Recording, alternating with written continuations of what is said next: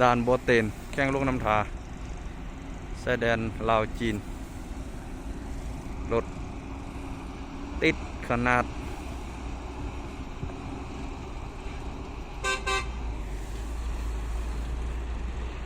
นี่เป็นเพียงส่วนน้อยเลยนี่ลงไปลุ่มคนอีก